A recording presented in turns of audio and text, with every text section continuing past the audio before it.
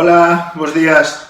Se no vídeo anterior falábamos da situación da lingua galega e da Galiza no século XIX, ou mellor dito, do século XIX a 1916, coa creación nese ano das Irmandades da Fala, se nese vídeo falábamos do xurdimento do regionalismo, do galeguismo, do rexurdimento literario, hoxe imos avanzar dunha maneira máis específica cara ao rexurdimento literario.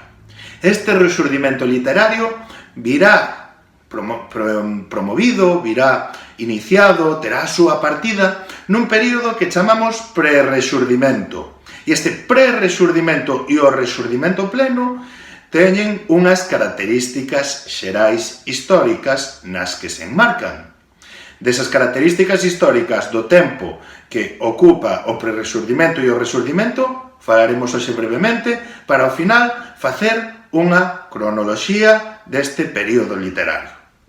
Entón, que é o que estaba pasando na Galiza do século XIX? A Galiza do século XIX era unha sociedade fundamentalmente rural, é dicir, a nosa economía tiña como base os traballos mariñeiros, agrícolas e gandeiros. Comezaban, iso sí, a despuntar algúns núcleos urbanos, como Santiago, A Coruña ou Ferrol, que comezaran a facelo xa no século XVIII, no século que, como vimos, era o século da Ilustración. Pero tamén é moi importante que aquel reino, o reino de Galiza que nacera no século V, é agora no século XIX, 14 séculos despois, cando desaparece como entidade. Neste momento, desaparece o reino de Galiza e en 1833 comezan a operar no seu lugar dentro da administración do Estado as provincias actuais: A Coruña, Lugo, Ourense e Pontevedra. Estas provincias pasarán a depender de Castela e León. E se a nosa economía era no século XIX fundamentalmente mariñeira e campesiña, é dicir, traballo do mar, agricultura e gandeiría, é dicir, produción do sector primario, que estará pasando co sector terciario? Que estará pasando coa industria? Que estará pasando co comercio? Pois vede unha cousa, na industria están chegando empresarios de Cataluña e do País Vasco para desenvolver fábricas aquí na Galiza, e unha das grandes innovacións será a sustitución do liño polo algodón. No comercio están chegando comerciantes maragatos que proveñen de León. Estes comerciantes, igual que os empresarios vascos e cataláns, empregarán o castelán para comunicarse cos galegos, e estas novidades, a reformulación da industria polos cataláns e os vascos e a chegada dos comerciantes leoneses que sustituirán en grandísima medida o comercio tradicional galego, serán fundamentais para, como xa dixemos, que o castelán comece pouco a pouco a penetrar nas capas máis baixas da sociedade. Así, iremos pasando pouco a pouco da época dos séculos escuros, onde só os nobres importados de Castela falaban castelán, a que agora clases burguesas, clases empresariais, que proveñen tamén de fora, falen castelán na Galiza. Así a todo, a pesar da chegada á industria dos cataláns e dos vascos e dos maragatos comerciantes leoneses ao comercio, lembrade que neste século XIX o 85% dos galegos seguirá sendo monolingüe en galego, é dicir, que falará única e exclusivamente galego. Ademais dos problemas derivados de que a industria e o comercio se encontren xestionados por persoas chegadas de fora de Galiza, a sociedade galega terá un segundo problema, e é o escasísimo nivel que teñen as súas comunicacións. Non podemos esquecer que até 1873, é dicir, case a finais do século XIX, non se inaugura a primeira línea férrea en Galiza, que é a que unía Santiago de Compostela con Carril, 25 anos despois da primeira liña estatal. E as comunicacións de Galiza co resto da península eran pésimas, polo que facer comercio era terriblemente complicado. Todo este tipo de situacións, é dicir, unha industria ou unha produción, mellor dito, de base mariñeira e campesiña, a dominación da industria e do comercio por persoas chegadas de fora e o déficit que tiñan os nosos medios de comunicación levou a clase popular galega a vivir nunha grande crise económica, a non ter recursos, e esta carencia de recursos xerou que a partir da segunda metade do século, ou mellor dito, que na segunda metade do século predominase a emigración.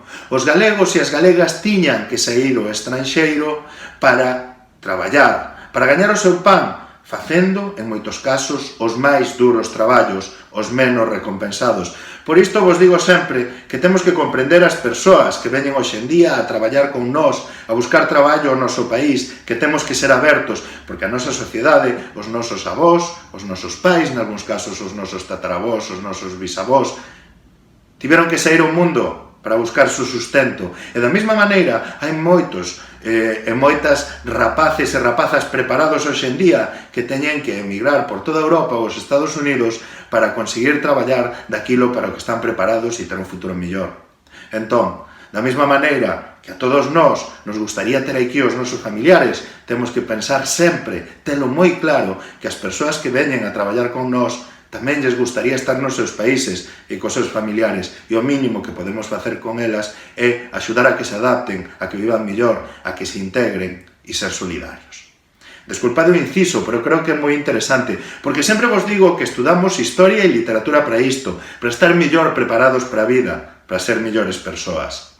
Entón, como dicíamos, a sociedade galega, naquel momento, vivía un momento de crise, vivía da agricultura, da gandeiría. Isto non deixaba moito diñeiro e os socos, os espazos de desenvolvemento que xeraban a industria e o comercio estaban ocupados por persoas que viñan de determinadas nacionalidades ou rexións de outras partes do Estado, de Cataluña e do País Vasco, no caso da industria, e no comercio os maragatos, que proviñan de León.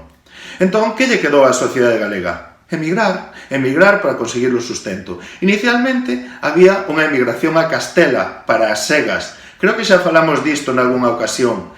As segas era, pois, lóxicamente, o traballo da sega, que era moi duro e facíase só estacionalmente. Pero posteriormente, os galegos pasamos a emigrar a outras partes do mundo para gañar o sustento, para gañar o pan, coa esperanza de algún día poder volver ricos a Galiza, cousa que, por desgraza, non sempre se producía. Inicialmente, esta emigración produciuse o veciño Portugal, onde os galegos traballaban como aguadores, un dos traballos máis humildes e máis esforzados tamén, e posteriormente a América Latina, o Brasil, a Venezuela, a Argentina, a Cuba. Alí moitos galegos conseguiron facer riqueza e poder voltar a Galiza, o que se chamaban os indianos. Disto tedes boa referencia na Guarda. Pensade nas grandes casas, as casas dos indianos que estes retornados construíron ao voltar á terra. Pero xa digo, os resultados non sempre eran bons e había persoas que voltaban sen nada e incluso outras que nunca puideron voltar. E a nivel político, que temos que ter moi claro a nivel político deste século? Hai dous acontecementos fundamentais: a invasión francesa e o nacemento do galeguismo. En canto a invasión francesa, pois Napoleón envía as tropas francesas a ocupar a península no ano 1808. Aquí, os galegos revoltaránse contra a invasión e conseguirán, como tamén se fai noutros puntos do Estado, expulsar os invasores. Xa dixemos o outro día que había textos en galego durante estes primeiros anos do século que se imprimían para achegar as ideas de loita contra o invasor aos campesiños, aos labregos, aos mariñeiros que só falaban galego, e por iso estes textos estaban en galego e supoñen despois dos séculos escuros a chegada do galego á imprenta. Textos profundamente utilitarios. Ademais, Tamén podedes lembrar o da invasión francesa da Península Ibérica con algunhas festas que se realizan aínda hoxe en Galiza para celebrar as victorias sobre os franceses. Neste caso, podedes ter moi claro pola proximidade a vos a festa da Reconquista de Vigo, que é exactamente isto o que conmemora. E o outro factor político do que temos que falar, neste caso xa non da primeira parte do século, senón da segunda, aínda que comeza na primeira, é o nacemento do galeguismo. En canto ao nacemento do galeguismo, temos dúas etapas, o provincialismo e o regionalismo. Que era o provincialismo? Dixenvos antes que foi no ano 1833 cando Galiza deixou de existir como reino e se dividiu en 4 provincias, A Coruña, Lugo, Ourense e Pontevedra, que pasaban a depender de quen? De Castela e León. Houbo un movimento de intelectuais que se revoltaron contra todo isto. Eran os provincialistas. Estaban en contra desta división e defendían que continuase a existir o reino de Galiza. Estes provincialistas que se revoltaron contra o Estado foron vencidos polo aparato do Estado e un dos momentos clave desta derrota foi 1846, ano no que morren os mártires de Carral, que eran moitos destes provincialistas que foron xa non condeados, senón axustizados polo poder do Estado. Se queredes ver un monumento dedicado aos mártires de Carral, se algún día ides a Coruña sen pagar a autoestrada e indo, como digo, pola estrada, no centro de Carral encontraredes unha grande cruz que homenaxea o que popularmente se chamou os mártires da liberdade. Xa digo, esta primeira fase política é a do provincialismo. A segunda, o regionalismo. O regionalismo defenderá na segunda metade de século que Galiza ten unha personalidade cultural, social, económica e incluso política diferenciada. Que defendían os regionalistas? O autogoberno de Galiza. Entón, o provincialismo e o regionalismo darán lugar ao nacemento do galeguismo, que acompañará o resurdimento literario. É dicir, as persoas que comezan a escribir poemas e posteriormente co avance do século non só poemas, senón tamén textos narrativos e incluso teatrais en galego, e algúns pequeniños ensaios, e como xa dixemos, a primeira gramática do galego, esas persoas farano porque hai outras que están defendendo que Galiza é un suxeito político que ten dereito a autogobernarse e que os galegos temos que poder decidir sobre o noso futuro. Se vos fixades, tamén será importante todo aquilo que explicamos do contexto histórico, do contexto económico. Por qué? Porque as clases populares galegas e as burguesas estaban vendo como as populares tiñan que emigrar para poder gañar o pan. E as burguesas estaban vendo como se estaban a instalar en Galiza comerciantes e industriais que proviñan de outras partes do Estado. E entón, todas estas clases querían maior autogoberno. E isto impulsábase desde clases burguesas, que, como digo, deron lugar ao nacemento inicial do galeguismo co provincialismo, é dicir, coa loita contra a supresión do Reino de Galiza, e posteriormente co regionalismo, donde temos figuras tan importantes como Brañas ou Murguía, que o que defendían era que Galiza tiña dereito ao autogoberno. E finalmente, dixemos que íamos establecer unha pequena cronoloxía da literatura galega no século XIX. Aquí imos ter 3 subperíodos, 3 pequenas partes. A primeira, o prerresurdimento. A segunda, o resurdimento pleno da nosa literatura. E a terceira, a literatura finisecular. Por que esta división? Porque temos unha etapa no medio do século que é o resurdimento pleno. Esta é a época na que se publican no 1963 Cantares gallegos de Rosalía de Castro. Ademais de Cantares Gallegos, haberá outras obras moi importantes. Imos citar outras tres: Queixumes dos Pinos, de Eduardo Pondal, Follas Novas, de Rosalía de Castro, e Aires da miña terra, de Curros Enríquez. Así, temos os tres autores principais do Rexurdimento pleno: Rosalía, Curros e Pondal. Rosalía, con Cantares Gallegos, que en 1963 inicia o Rexurdimento, posteriormente Follas Novas, Curros, con Aires da miña terra, e Pondal, con Queixumes dos Pinos. En canto aos autores, diremos só unha cousiña moi básica de cada un deles. Rosalía de Castro, nos seus poemas, exaltaba a paisaxe e os galegos, e ademais, en moitos casos, escribía poemas profundamente sentimentais, que chegaban a ser incluso filosóficos, que se cuestionaban sobre o que é o ser humano. Curros escribía poemas que defendían ao pobo, que se declaraban contra as injustizas. E Pondal escribiu poemas que nos falaban dos celtas, dos bardos, dos druidas, dos castros, porque o que el pretendía era referirse a unha historia galega de elevada cultura, de grande progreso, na que os galegos podían verse espellados no pasado, na que os galegos podían comprender que o seu pobo era un pobo nobre, unha nación antiga de Europa. E ata aquí. Non vos vou liar máis neste momento con estes tres autores principais do Rexurdimento, porque os iremos no futuro estudando un por un. E como vedes, o Rexurdimento aparece rodeado neste século por dúas fases: o prerrexurdimento e a literatura finisecular. Por qué? Porque son a fase na que se inicia o Rexurdimento e a fase na que xa non temos autores tan importantes neste século como os tres dos que acabamos de falar.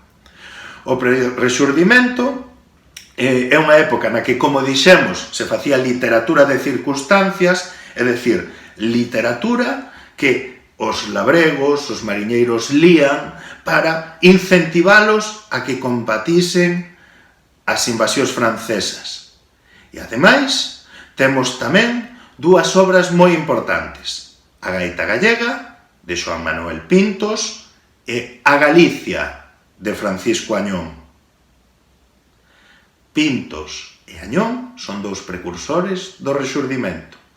En canto á literatura finisecular, a literatura finisecular é moi importante porque, a pesar de que xa non temos nesa última década do século XIX autores tan importantes como Rosalía de Castro, Curros ou Pondal, nesta época comezarase a dar variedade xenérica. É dicir, cando falamos de Rosalía, Curros e Pondal, falamos de poesía.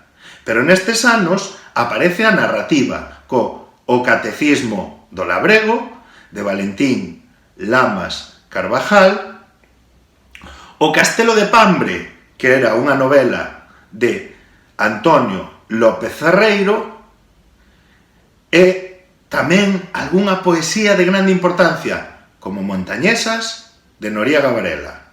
Así que, para acabarmos, o Rexurdimento, parte central da literatura do século XIX, comeza en 1963 con Rosalía de Castro, que escribe Cantares Gallegos.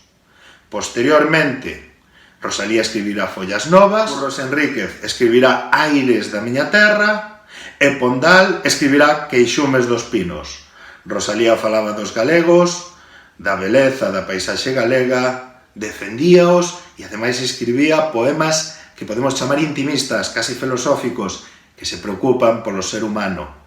Curros denunciaba as injustizas contra o pobo e Pondal buscaba a grande historia da nación, para así xustificar o dereito de autogoberno dos galegos. E ata aquí. Espero que vos quedase clariña esta parte. Prerrexurdimento, rexurdimento e literatura finisecular. Veña. Sí, esperade. Faced os exercicios que están aquí abaixo, que son moi breves. Un abrazo a todos. Chao.